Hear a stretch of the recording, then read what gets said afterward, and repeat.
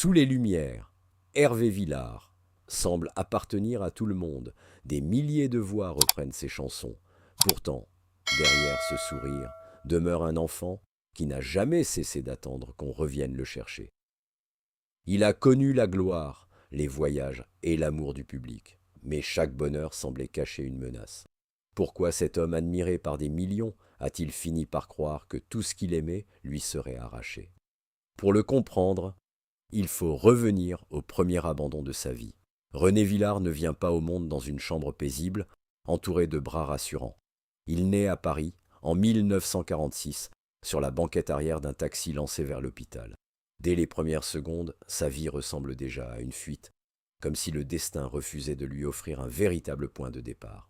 De son père, il ne connaîtra ni le visage ni la voix. Il restera une absence, une silhouette impossible à rejoindre. Sa mère, Blanche, survit comme elle peut. Elle vend des violettes et des partitions dans les rues au milieu du froid. Elle aime son fils, sans doute, mais la pauvreté et l'alcool rongent leur équilibre. Lorsque René n'a encore que 6 ou 7 ans, l'administration tranche. Blanche perd la garde de son enfant. Pour les adultes, ce n'est qu'une décision. Pour le petit garçon, c'est une condamnation silencieuse. Il ne comprend pas tous les mots, mais il saisit l'essentiel.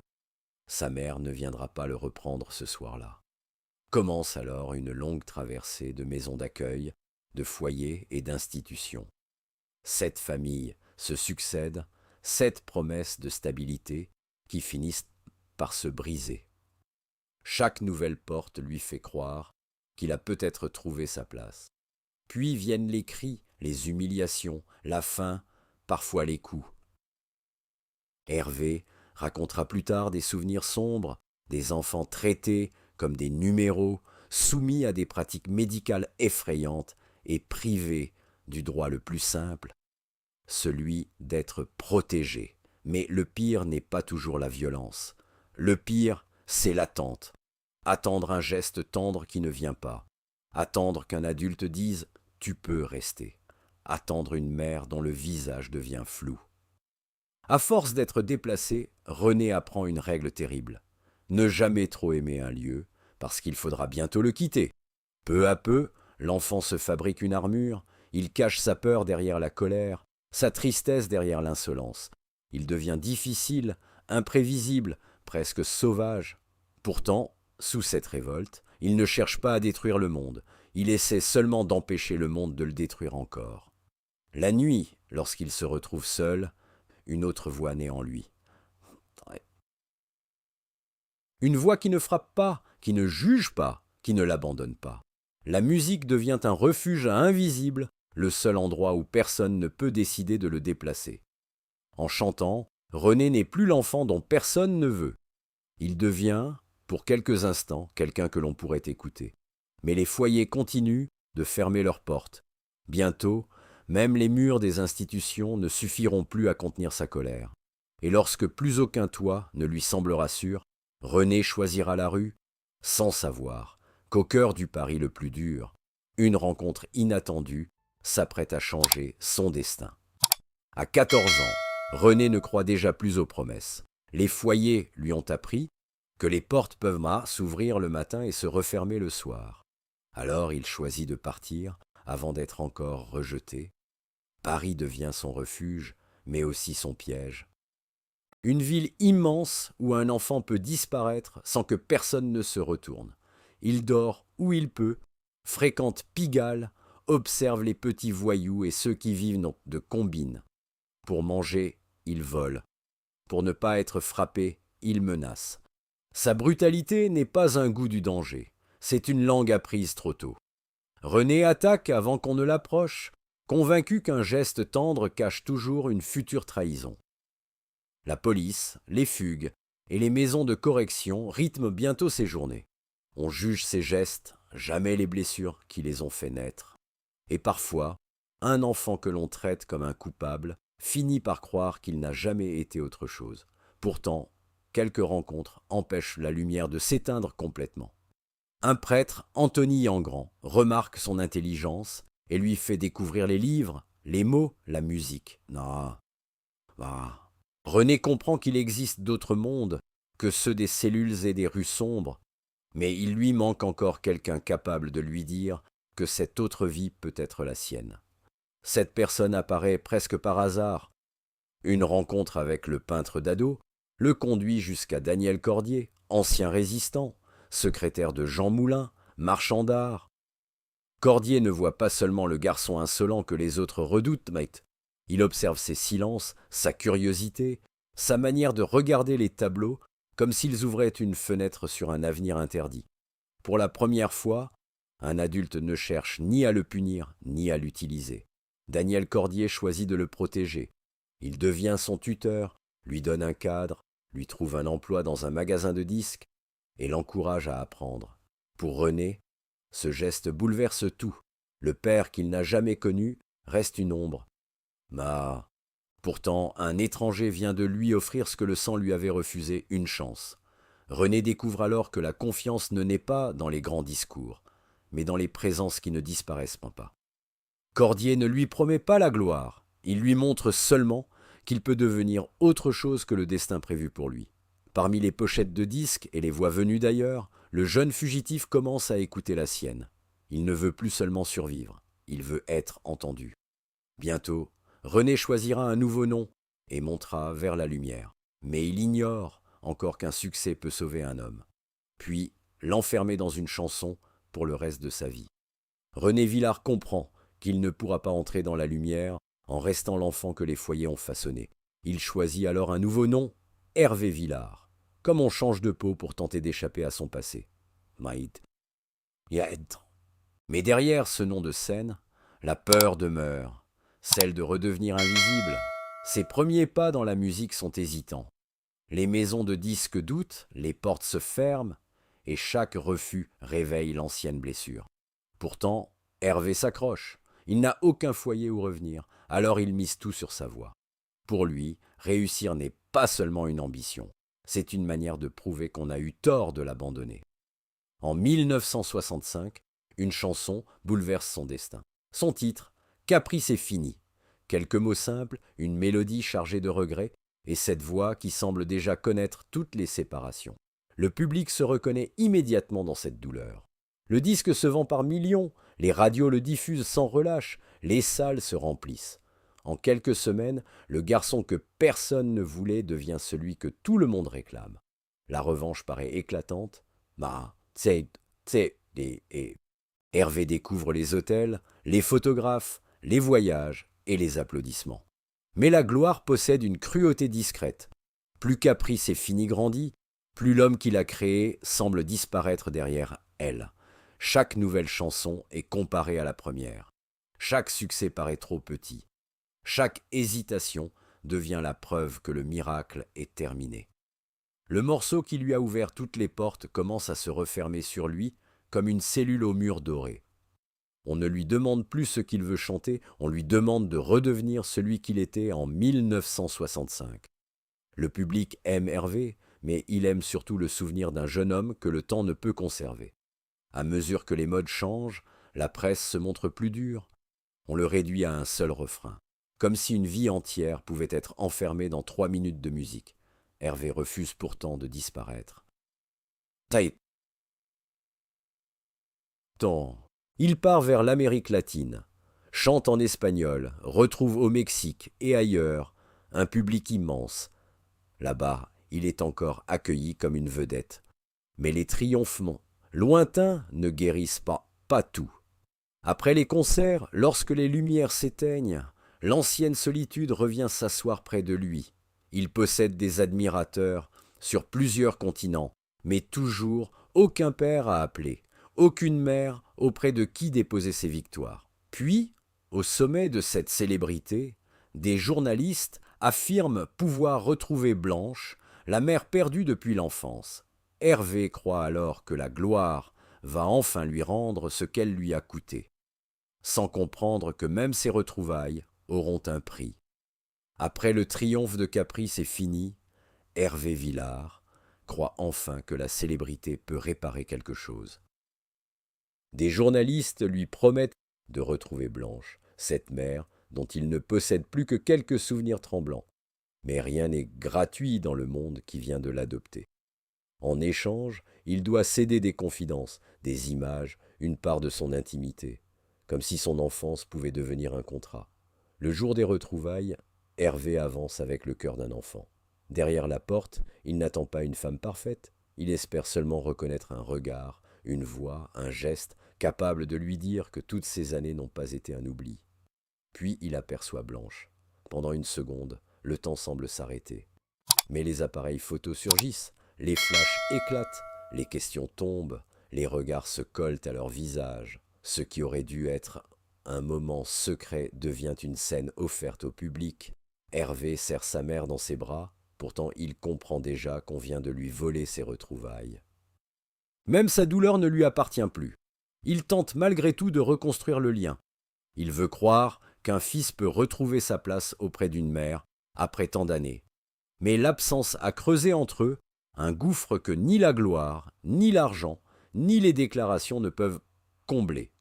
Blanche porte ses propres blessures, la pauvreté, l'alcool, la honte, et cette culpabilité que l'on ne guérit pas avec une photographie en première page. Avec le temps, son état se dégrade, sa mémoire s'efface, son comportement devient imprévisible. Hervé doit affronter des dégâts, des conflits, des procédures, et une fatigue qui dévore peu à peu ses forces. Il avait rêvé de retrouver une mère, il se retrouve à protéger une femme malade qui, certains jours, ne semble même plus savoir qui il est. C'est là que la blessure devient presque insupportable. René avait attendu toute son enfance qu'elle revienne. Désormais, il est devant elle. Mais son regard ne le reconnaît plus. Il a retrouvé sa mère trop tard, juste à temps pour la perdre une seconde fois. Lorsque Blanche meurt en 1981, Hervé ne pleure pas seulement une femme, il pleure l'enfance qu'il ne récupérera jamais, les mots qui n'ont pas été dits, les gestes qui n'auront pas lieu. Il comprend alors qu'on peut retrouver une personne sans retrouver le temps perdu. Pourtant, au fond de lui, une autre idée commence à naître. S'il ne peut plus redevenir l'enfant que sa mère protège, il peut peut-être devenir le père qu'il n'a jamais eu.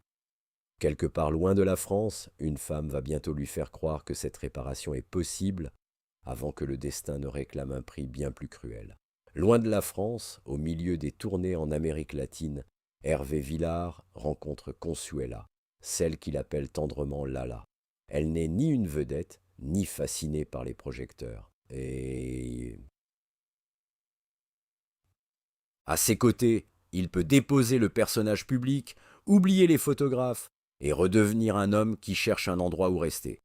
Avec elle, le mot famille cesse d'être une idée lointaine.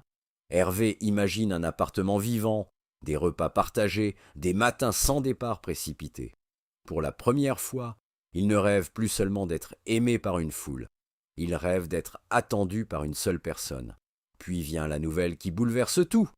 Lala est enceinte. Derrière le sourire d'Hervé, quelque chose se brise et se reconstruit à la fois. Cet enfant représente bien plus qu'une naissance. Il devient la possibilité de mettre fin à une histoire de fuite, d'abandon et de silence. Hervé se voit déjà père. Il pense au prénom, Pierre peut-être, ou Pedro, comme un pont entre la France et le Mexique. Il imagine une petite main serrée autour de son doigt. Ah, il se promet que son enfant ne connaîtra jamais les foyers, les portes fermées, ni l'attente d'un père qui ne revient pas. Il veut offrir à ce bébé tout ce qu'on lui a refusé. Une maison stable, une présence, une voix qui dise chaque soir « Je suis là ». Il croit enfin pouvoir transformer sa douleur en protection, comme si devenir père allait réparer l'enfant blessé qu'il porte toujours en lui. Mais certaines tragédies n'annoncent pas leur arrivée. Un jour, la route emporte brutalement Lala. La voiture quitte son chemin, bascule dans le vide, et avec elle disparaissent entre la femme qu'il aime et l'enfant qu'ils attendaient. En quelques secondes, l'avenir qu'Hervé avait construit est réduit au silence. Il ne perd pas seulement une compagne et un bébé qui n'a pas eu le temps de naître. Il perd la vie qu'il pensait enfin mériter. Maïwa. Il perd le premier foyer qu'il avait choisi, la première famille qui aurait pu porter son nom sans porter ses blessures. La cruauté est absolue.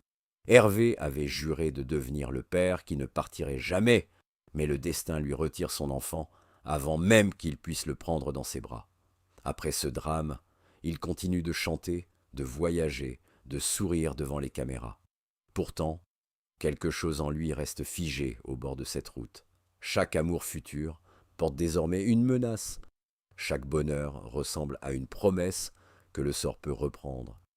C'est peut-être à cet instant qu'Hervé commence à croire qu'il est maudit dès qu'il s'approche d'une famille. Et derrière toutes ces chansons d'amour, une question demeure. Combien de temps faut-il à un homme pour continuer à vivre lorsque son avenir est mort avant même d'avoir ouvert les yeux? Après la mort de Lala et de l'enfant qu'ils attendaient, Hervé Villard ne cesse pas d'aimer, mais il n'aime plus de la même manière. Désormais, chaque promesse de bonheur porte l'ombre d'une disparition. Il peut sourire, séduire, monter sur scène, pourtant, une partie de lui reste convaincue que tout attachement finira par lui être arraché. En 1967, alors que la société française demeure prisonnière de nombreux préjugés, Hervé parle ouvertement de son attirance pour les hommes. Ce geste le distingue dans un univers où l'on exige des artistes qu'ils protègent une image fabriquée. Mais sa vérité ne tient pas dans une seule étiquette. Il a aimé des hommes, il a aimé des femmes, et surtout, il a aimé avec la peur de perdre. Cette sincérité publique contraste avec le mur qu'il élève autour de sa vie privée. Hervé a déjà vu une rencontre avec sa mère transformée en spectacle. Namdi Ame Fombei. Il sait que les caméras peuvent voler un instant, le déformer, puis le vendre. Alors, il choisit le silence pour protéger ce qui lui reste. Plus il devient connu, plus ses sentiments profonds deviennent secrets. Parmi les femmes qui comptent dans son existence, Kim Harlow occupe une place particulière. Danseuse et artiste, elle apporte à Hervé une tendresse qu'il n'ose plus réclamer. Mais le destin frappe encore. Kim tombe gravement malade, puis meurt en 1992, emportée par une tumeur au cerveau. Cette perte ne remplace pas le drame de Lala, elle le réveille. Les visages changent, les années passent, mais la même sensation revient.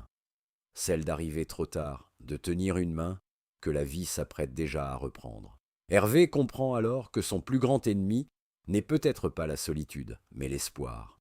D'autres liens demeurent discrets, parfois entourés de récits impossibles à vérifier entièrement. On évoque des attachements cachés, des histoires vécues dans l'ombre, des amours qui n'ont jamais pu porter leur véritable nom. Pourtant, au-delà des rumeurs, une certitude s'impose. Hervé n'a jamais manqué de sentiments. Il a manqué de sécurité. Il sait aimer, mais il ne sait plus croire qu'une personne puisse rester.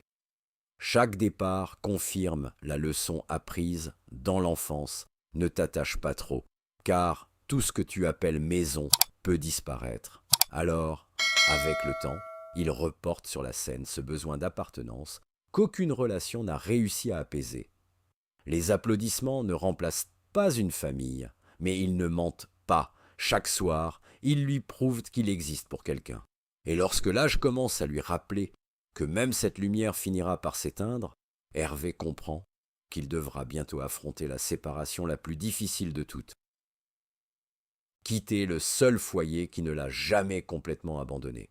Les années passent et Hervé Villard comprend que la scène, elle aussi, peut lui être retirée. Sa voix porte encore les blessures d'autrefois, mais le corps rappelle ses limites. Pour un homme qui a fait des applaudissements sa seule maison durable, vieillir ne signifie pas seulement perdre la jeunesse, cela signifie risquer de perdre l'endroit où il s'est toujours senti attendu. À l'Olympia, il retrouve ce public qu'il a accompagné pendant des décennies. Dans la salle, certains ont grandi avec Caprice et Fini, d'autres ont transmis ses chansons à leurs enfants. Hervé les regarde et voit davantage que des spectateurs. Il voit une famille immense, sans lien de sang, mais fidèle au fil du temps. Lorsqu'il annonce qu'il veut tourner une page, le geste ressemble à un adieu. Il ne veut pas devenir l'ombre de lui-même, ni laisser l'âge déformer le souvenir du jeune homme qui avait conquis la France en 1965. Il préfère partir debout avant que la voix ne cède, avant que les lumières ne s'éteignent, sans lui demander son avis. Pourtant, quitter la scène n'est pas aussi simple que poser un micro. Derrière le rideau, Hervé retrouve le silence qu'il a fui toute sa vie. Il n'y a ni épouse pour l'attendre, ni enfant à qui raconter la soirée. La gloire a rempli les salles, mais elle n'a jamais rempli la maison.